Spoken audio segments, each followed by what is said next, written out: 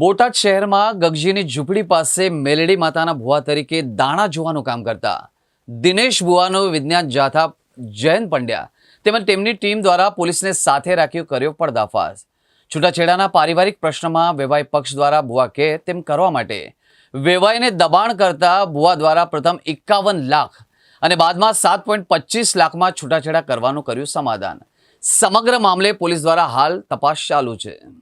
કડિયા કામ કરતો દિનેશ ભુવા દર મંગળવારે દાણા જોવાનું કામ કરતો। આ દિનેશ ભુવા દ્વારા છૂટાછેડા માટે જયેશભાઈ પાસે પ્રથમ 51 લાખ રૂપિયાની માંગણી કરવામાં આવી હતી। છૂટાછેડા કરવા માટે જે રકમ ખૂબ જ બહુ હોય તેથી જયેશભાઈ દ્વારા ઓછા પૈસાની વાત કરતા ધીરે ધીરે રકમ ઘટાડતા અંતે 7.25 લાખમાં છૂટાછેડાનું સમાધાન ફાઇનલ થઈ જતા જયેશભાઈ ડાબી દ્વારા 7,25,000 ભુવાને આપેલ। ભુવાના કર્યા પ્રમાણે આ રકમ તેમને જયેશભાઈના વેવાઈને આપી દીધેલ અને તેમજ વેવાઈ પક્ષ દ્વારા દાગીના પણ ભુવાને આપેલ। જે દાગીના પણ ભુવા દ્વારા માતાજીના સ્થાનકીય આવી માતાજીના નમો પછી જ મળે તેવો ભય વારંવાર જયેશભાઈ ડાબી તેમજ તેમના પરિવારને વાતચીત દરમિયાન આપતા હતા। આ સમગ્ર મામલે જયેશભાઈ ડાબી દ્વારા જયંત પંડ્યા વિજ્ઞાન શાખાને જાણ કરતા જયંતભાઈ દ્વારા પોતાની ટીમ સાથે આજરોજ બોટાદ શહેરમાં ગગજીની ઝૂંપડપટ્ટી પાસે રહેતા દિનેશ ભુવાને ત્યાં પહોંચી સમગ્ર મામલાનો પર્દાફાશ કર્યો હતો અને દિનેશ ભુવા દ્વારા પણ હવે ક્યારેક દાણા નહીં જોવું તેવું મીડિયામાં નિવેદન પણ આપેલું હતું અને ભોગ બનનાર જયેશભાઈ ડાબી દ્વારા પણ જણાવેલ કે મારી સાથે બનેલ આ ઘટના અન્ય લોકો સાથે ન બને એના માટે થઈને મેં વિજ્ઞાન જાથાને પણ જાણ કરેલી હતી। જ્યારે વિજ્ઞાન જાથાના જયંત પંડ્યા દ્વારા પણ સમગ્ર પર્દાફાશ મામલે વિગતવાર માહિતી આપી હતી।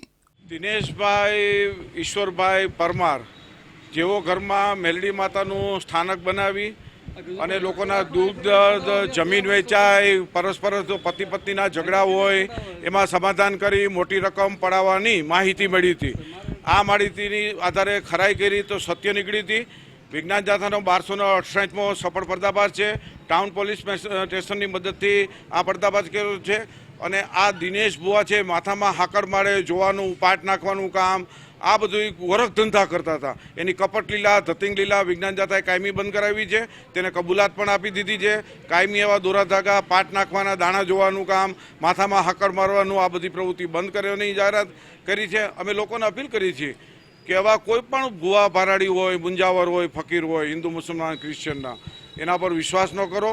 આપણે શારીરિક માનસિક આર્થિક શોષણ કરે છે આપણે જાગૃત થાવ અને આવા ભુવાની દુકાનમાં જવું નહીં તેવી જાથા અપીલ કરે છે। અમે ખાસ કરીને લોકો શ્રદ્ધા રાખે અમે પણ શ્રદ્ધા રાખીએ છીએ પણ અંધશ્રદ્ધાની અંદર આપણે ભારત દેશની અંદર પાયમાલી અને બરબાદી મળી છે એમાંથી બહાર નીકળવાની જરૂર છે। 21મી સદીનો યુગ છે અને આ યુગની અંદર હજી આ ભુવો દિનેશ છે પાટ નાખીને દાણા જોવે અને વચમાંથી પૈસા બેઈને ભય બતાવે માતાજીનો પ્રકોપ પણ બતાવ્યો છે એ પણ રેકોર્ડિંગ મારી પાસે છે।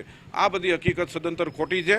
માતાજી બધા માટે આશીર્વાદ રૂપ જ હોય છે। આવા ઢોંગી છે દિનેશ જેવા એનાથી સાવધાન રહેવા જાથા અપીલ કરે છે।